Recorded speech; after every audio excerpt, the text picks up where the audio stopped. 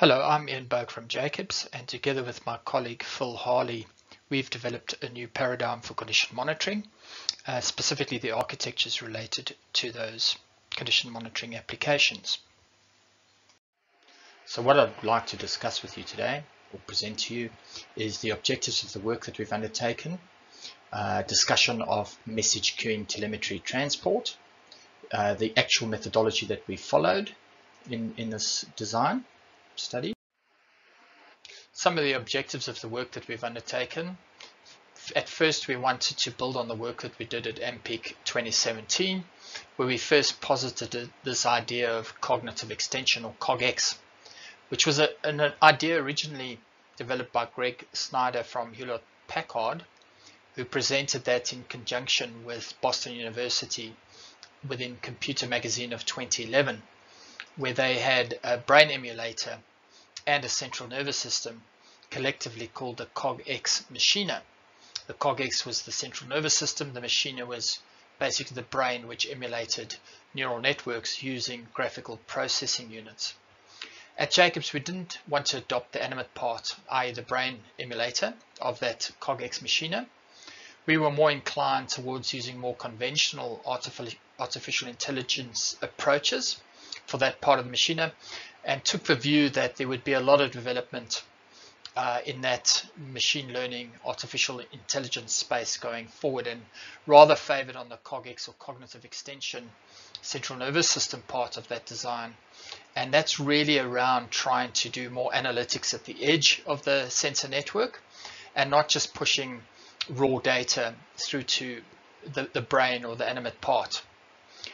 What's really supported that is the evolution of very inexpensive edge computers in the industry, and that can be used to infer asset health insights and send those insights to the cloud, thereby minimizing the use of communication bearers, or at least using low bandwidth communication bearers.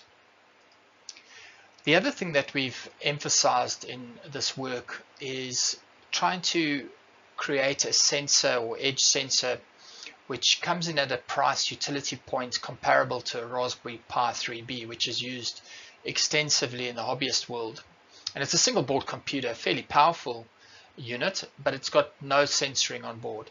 So we set the price point at the retail price of a Raspberry Pi, which is around 50 Aussie dollars, including all of the fairly advanced sensoring devices connected to our edge computer. So just to recap on what we mean by cognitive extension or Cog-Ex.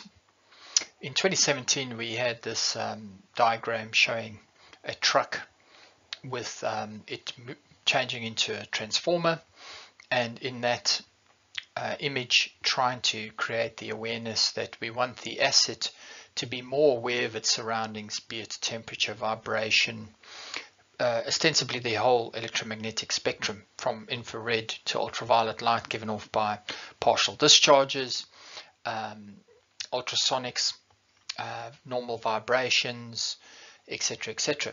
What we've added in terms of our development is the smart edge computer, which really processes a lot of the sensor information, collects it via known protocols such as SPI or I2C, processes on the smart edge computer, potentially does some sort of machine learning or AI at the edge, and then sends it on to a gateway. And then the gateway accumulates it in a one-to-many relationship. So you could have a lot of smart edge devices speaking to a single edge node or gateway, and then sending that information onto the cloud, where it is then further processed. So in each step of this process, we see the need for some sort of processing of that data, aggregating it, adding actionable insights, and then passing it on to the next layer within that model.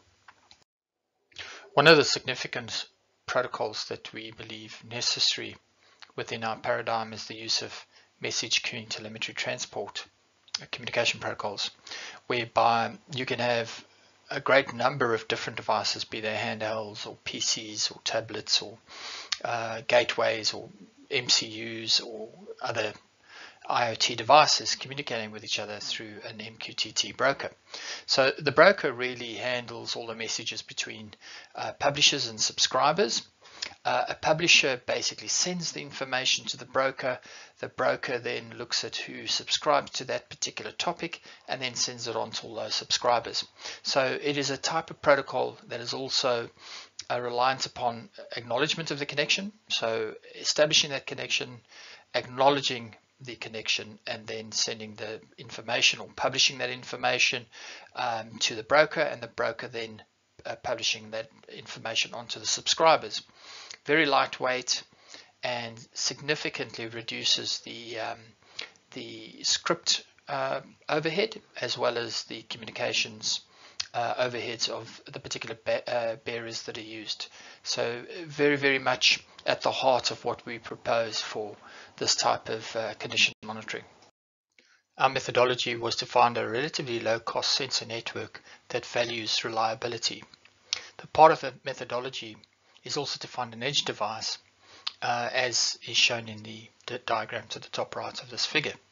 This particular device has an array of peripherals and sensors, all mounted onto the same printed circuit board, covered by a conformal coating.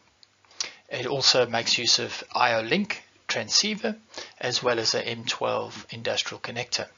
The main purpose of this device is to create streams of data which is sent to the edge gateway device using this IO-Link, which is an ISC 61131-9 protocol. The figure shows this particular device, and the architecture below is representing how we envisage this to connect to legacy infrastructure such as SCADA systems, HMIs, and an extension of the MQTT to potentially other enterprise systems that require access to this particular data. So we see the benefits of edge devices as the fact that you have interoperability between legacy as well as more modern devices which use things like serial peripheral interfaces and I2T sensor protocols. It also uses very low cost devices, some of them running protocols at 60 megabits per second, so some fairly high speed data acquisition happening at a very low price point. Signals can also then be transmitted through some other protocols such as I2S, which is more for digital microphones. So very significantly, because this edge computing technology comes out of the automotive industry, it is very low cost, mass produced, and has been through a significant amount of testing in things like ABS systems, energy management systems, electronic stability control systems, and therefore can be trusted to provide the reliability and assurance that the data streams will be continuous and available for the foreseeable future. What's also possible with these edge devices is to in fact act locally on that information and potentially operate on local control devices, therefore giving the possibility to have a much faster response time to emerging issues. Security and compliance are baked into a lot of these technologies, but it does depend on selecting the right vendors for the particular application.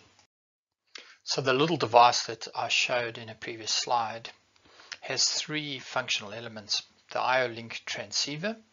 IO-Link is quite interesting because you can actually directly drive actuators using IO-Link, but it's also a communications protocol which runs at a fairly high voltage of 24 or 36 volts plus or minus, and therefore is ostensibly noise immune within industrial environments. This powers up the whole edge device, and therefore power conversion is required on the edge computer in order to transform these 24 36 volts down to something which the microcontroller requires, which is either 5 or 3.3 volts. And then all of the sensors on these addressable buses, such as the I2C bus, which could have up to 8 sensors, will also be powered up at 3.3 volts. The SPI, as I've mentioned, is a very fast protocol, really a peer-to-peer type protocol, where you could have a number of high-speed sensors with a chip select signal denoted by this orange arrow. So each one gets selected in turn and sends its information through the same bus or peer-to-peer communications bridge. It's used for memory. Our particular application has 1 megabit of memory on board, so if for whatever reason the cloud information flow is stopped for whatever reason, there's enough information stored locally not to lose any information. It just gets retrieved at a later stage via the gateway and published to the cloud. What's also quite important about this SPI bus and its controllers is that you can have other legacy high-speed communication interfaces such as Ethernet and CAN bus, and even potentially proprietary black boxes used by some legacy systems. So very, very versatile, able to speak to a vast range, totaling up to tens of thousands of different sensors, which all speak this I2C digital protocol, which is noise immune, and also then speaking to local peripheral units using a very high speed SPI bus. On the top right hand side is the demonstration model that we built, which comprises of a single phase induction machine driving a fan. The edge device is mounted on the end plate of the motor, which in turn captures vibration, noise, temperature, humidity, etc. from that environment. We have two means to introduce simulated faults on the device. One is by adding weights to some of the fan blades, and the other is to introduce some eccentricity to the air gap between the machine rotor and its corresponding stator. The edge device then processes all of those sensor parameters and does fast Fourier transforms on the vibration accelerometer measurements. This in order to obtain the frequency spectrum. The gateway manages the I/O link communications via the aggregator device. The aggregator device manages the provision of power to the edge device, as well as performing self-diagnostics of the communications. You will also notice Amazon Web Service Lambda devices, and these Lambda functions respond to events and are able to increase the compute functionality as the workloads increase. We also have other Lambda functions provisioned in the scripts on the edge device, but those are generally constructed with a fixed workload, and there's no need for them to increase in terms of processing capability. So the information is then sent onto Amazon Web Services. The MQTT broker resides on the edge gateway, and there's a subscriber within Amazon Web Services to access all of those parameters and then publish that via a visualization dashboard as seen on the bottom right hand side. Thus we've proved all of the technologies that we've proposed during our paradigm, including a low cost edge sensor, an edge gateway, as well as the use of Amazon Web Services Cloud and the ability to then scale that as need be. We've also used IO-Link, the very, very robust industrial protocol, as well as a censoring arrangement out of the automotive industry. So one never really knows what is normal and abnormal. So what we propose is simulating that or those conditions, and then informing the edge computing scripts to differentiate between these normal and abnormal conditions. So in the early days of this development, we just streamed that data and then introduced the weights, as I mentioned earlier, and looked at the differences between normal and abnormal conditions. So we're basically simulating a failure event on that particular asset. Once those normal healthy limits have been defined, or the operating envelopes of a healthy machine and what constitutes an unhealthy envelope, we can then provision these topics in the MQTT broker. And so the MQTT broker listens out for messages which is sent by the edge device, publishing abnormal conditions and healthy conditions alike, reducing the overhead of not sending continuous streams of data to the cloud. And then in the cloud, we've used Amazon Web Services IoT Greengrass, which allows us to actually update scripts over the air, also keep those scripts with their signatures in the cloud, and has the ability to obviously visualize all this data as it's been sent through the MQTT broker, where the Amazon Web Services has its own subscriber to all of those messages. So just to emphasize the point, we're not streaming raw data to the cloud.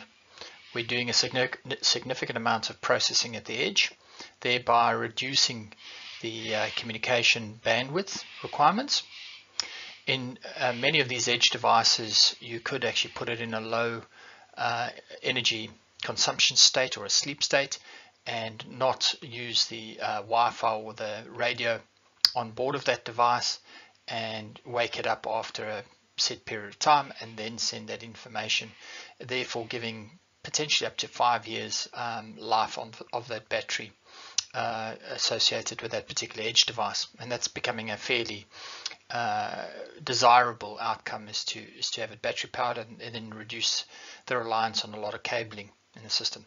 So the publisher subscriber communication model is very lightweight, very reliable. We've tested it against HTTP protocols and found it to have a 10 times performance and reliability advantage over the traditional internet HTTP and HTTPS post GET type protocols.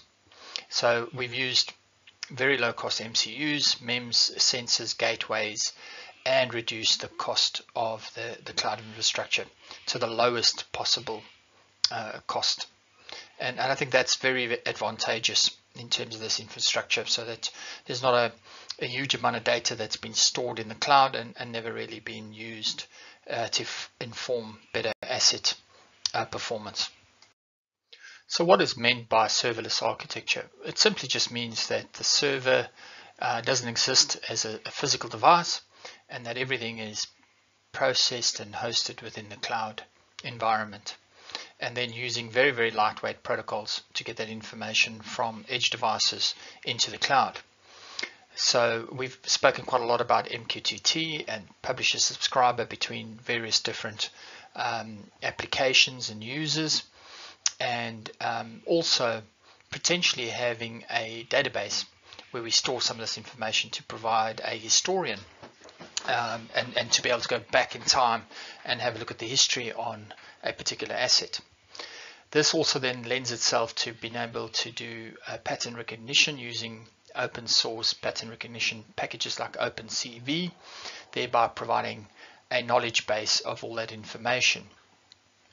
So within the cloud, each item, each node or each edge device is shadowed by a virtual element. And so even if communication is lost with that, the last signal that it transmitted is known, and as soon as that device becomes available again, it then just updates it with the latest information. It therefore doesn't necessarily go into some sort of infinite fault loop and break the functionality of the whole system, relying very heavily on events, which are, these published messages when abnormal conditions occur. And as I've mentioned previously, we can provision the scripts. These are signed scripts in the cloud and push them over there down to the individual edge devices. So finally, in summary, we've proven the low-cost application of automotive microcontrollers as well as their sensors at a price utility point which is comparable to hobbyist single board computers such as the Raspberry Pi, but with a reliability that is far superior, and potentially presenting something in the order of tens of thousands of different sensoring devices to capture a vast array of environmental conditions that a particular asset might be subjected to. We've also mentioned serverless architectures, thereby relying quite heavily on the cloud, because the cloud can be elastic and expand in terms of compute capabilities and also storage as required. We've also made extensive use of AWS Greengrass IoT because of the security, the flexibility, and the means to keep track of all these devices, i.e. doing device management. The infrastructure then lends itself to all sorts of extensions by way of artificial intelligence and machine learning, as well as adding additional sensors and other inputs through web services that might also publish information to which we subscribe, therefore ostensibly enriching the environment that the asset is under. So, for example, the weather, for example, might be a service that we subscribe to, because that might have a particular bearing on the particular asset that we're monitoring. It's fair to say that we've only demonstrated a subset of edge computing by means of a single edge device with multiple sensors, communicating with an edge gateway, and then communicating directly with the cloud. But there could be multiple layers of gateways and edge nodes in between the cloud and these physical edge devices. So just want to be clear that this is just a subset that we've used in our particular demonstration. So it's my hope that by building this demonstration model and bringing various up-to-date technology components such as MQTT, publisher-subscriber communication models, as well as using MEMS devices out of the automotive industry and also the associated edge devices, we've demonstrated a viable alternative to potentially high-cost, inflexible, and proprietary condition monitoring systems. Thank you very much for your time.